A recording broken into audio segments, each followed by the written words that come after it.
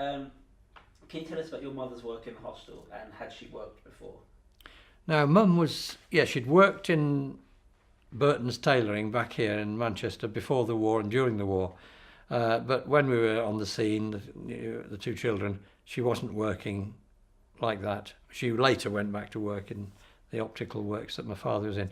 But in Australia, she worked in the canteen in Nunawading, if not Williamstown. She got sometimes night shift, sometimes day shift. In the kitchens, they were cooking and washing, and then she later got a job in a factory down the road called Turner's, and it made plastic screwdrivers and plastic handles for kitchen units and things. She was so they earned money, and they seemed to be doing quite well. So can you tell me a little bit about how your parents' migration experience differed from each other, and what sort of things helped them to settle and feel they belonged in Australia? As far as my parents were concerned, it was my mother who was initially upset more, as a woman would be more than a man maybe, at leaving. But I never had any impression whatsoever that she was unhappy. She always kept on these positive letters about when we've had this good adventure, we'll be back to see you all. And I think she hoped that, maybe believed it.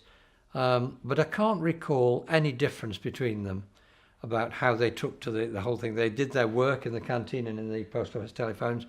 They took us out. They were good parents to us. They got on with it. They were positive. And then Dad bought some land and he was going to build.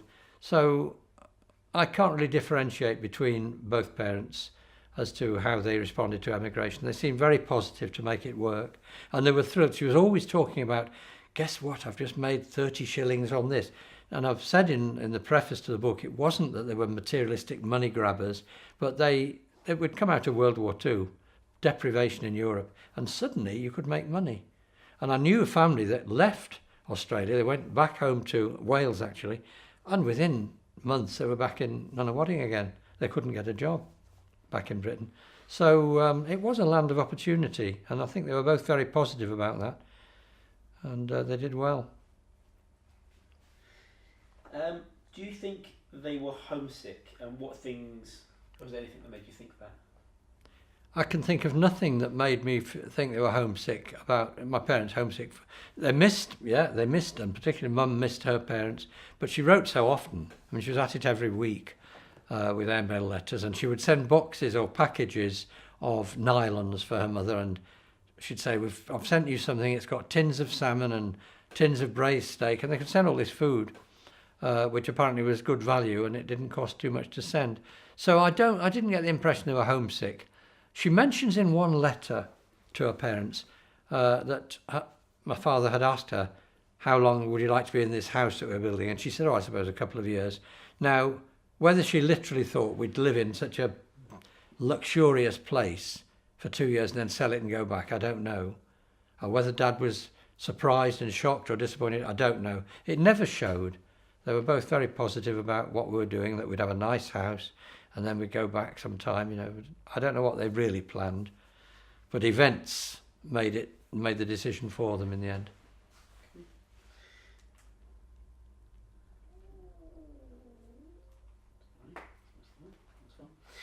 So, just checking the time. You don't have a watch, do you? No, it's fine. I've got one if you want to. No, that's fine. I was just checking on my phone. Coming up to 4, yeah. Okay, it's cool. So, so this is quite. I think this one's quite an important one. So it seems that your father planned the move to Australia as a permanent one, but that your mother fairly early on started describing it as something temporary.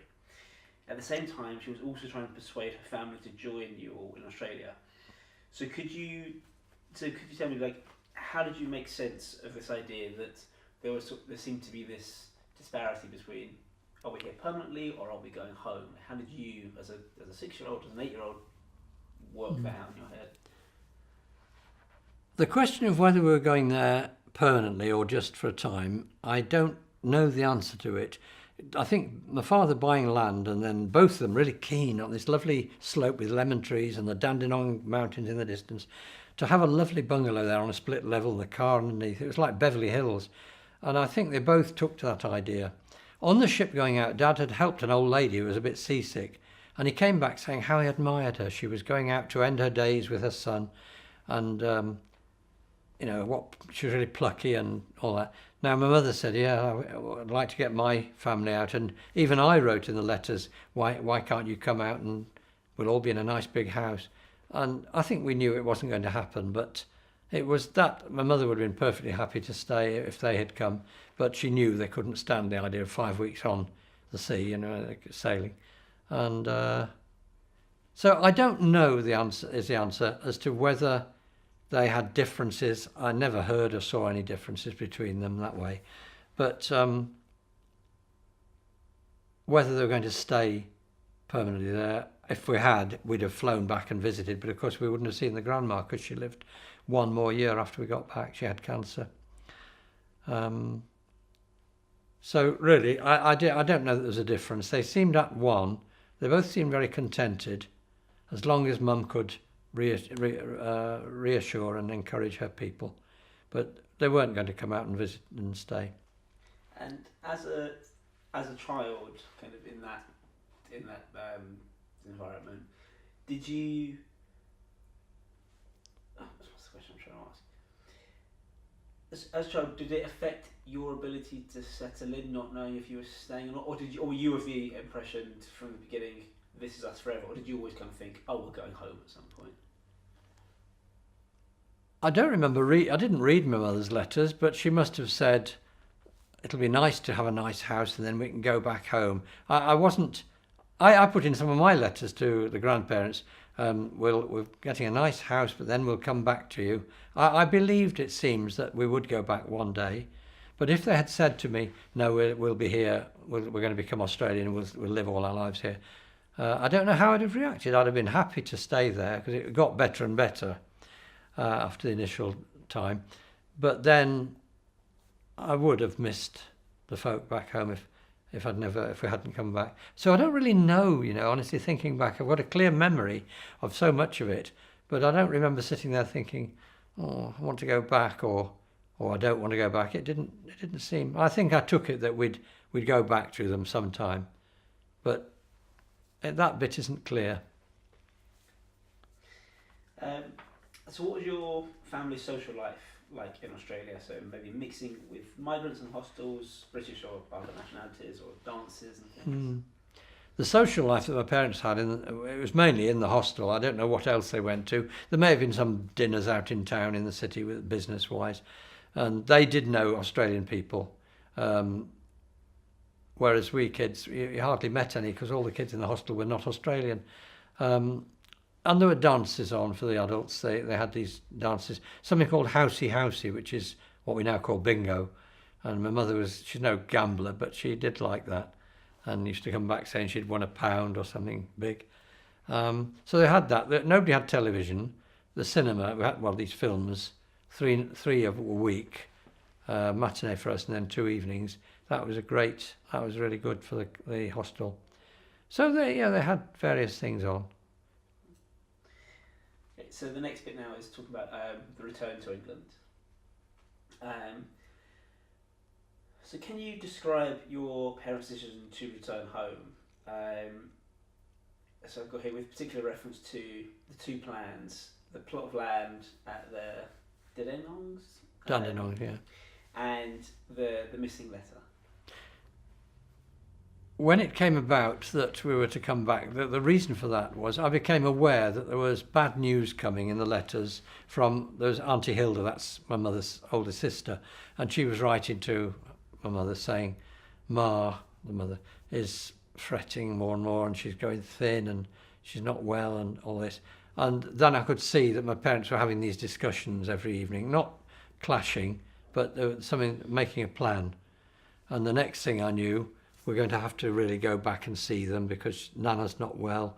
And so he sold the land, not with, he may have been disappointed, of course, but I don't remember any sort of ill will and begrudging about it. So then they got a calendar thing on the wall with all the days to a sailing date in, I think it was October 1954. and they coloured each one in as the days went by. We still kept up the visits to the beach, and the dad put on a pantomime of Cinderella, and but then the day came when, you know, it was clear we're going back. We're sailing on August. I don't know what date it was. Say August, October, but in the autumn coming up of 1954, and that was when there was excitement. Then every evening we must colour another square in on this thing until it's filled in.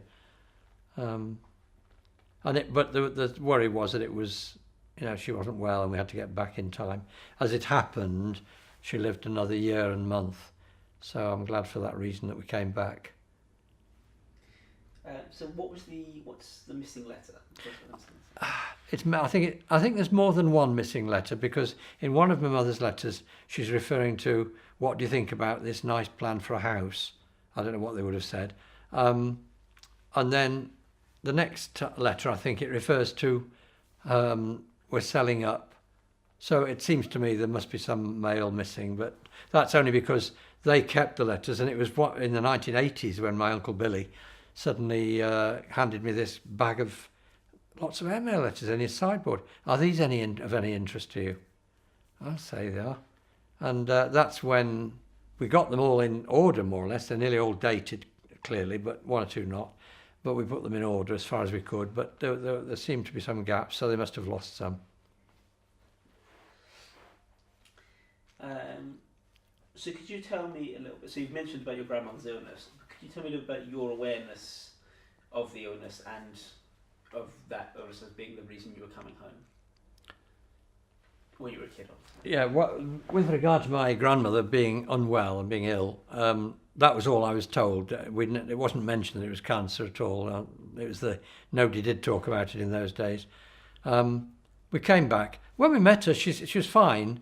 But I recall, I'm overjoyed, of course, to see it. It was a wonderful reunion. But she gradually got quite thin in the face. Well, I say gradually, no, I mean quite quick. And when she'd come in from shopping in Manchester, she was out of breath, and she'd bought 2 cups or 2 saucers or 2 plates. There were 3 of them there. She knew what was coming. And that, I didn't understand all that really, but I was just delighted, and my mother was really, and we'd come back to them. I mean, it was a nice time, but sadly she did get cancer, and it took her in the end.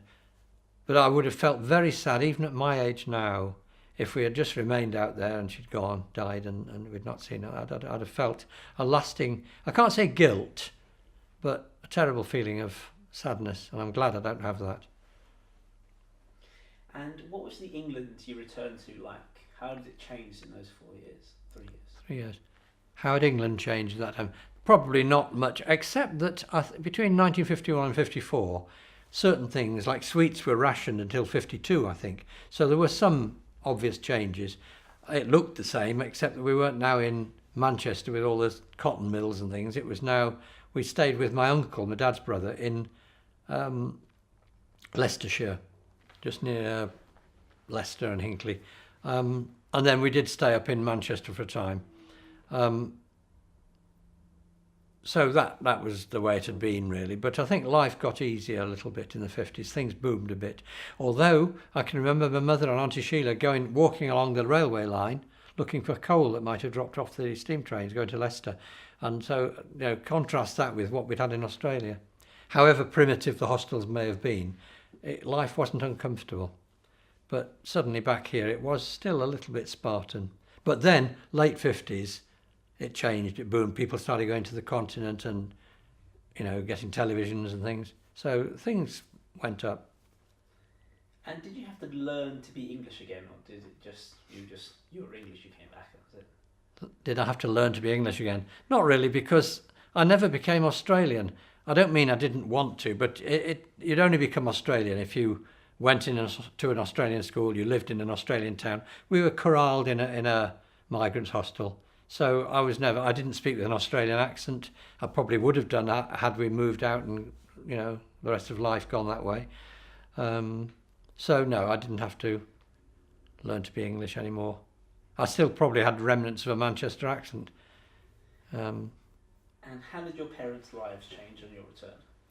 When we came back, my parents' lives changed in that there was a plan being hatched. Dad went back to work in the post office telephones where he'd been, and he came home one day and said he'd resigned, which was very unlike him.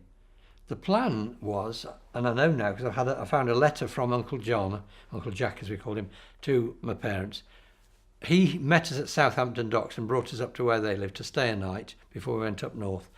And he'd been running the Coventry Optical Company, making spectacles and things. And he wanted my dad to join him in that, in a partnership. And Dad was keen, even though he'd have to learn everything quickly. And therefore we came to the Midlands. That changed things because the company did well and life got comfortable, and the difference between the 40s and the 50s and 60s is quite remarkable. So it did change, but I think that would change for everybody probably. Pause there again.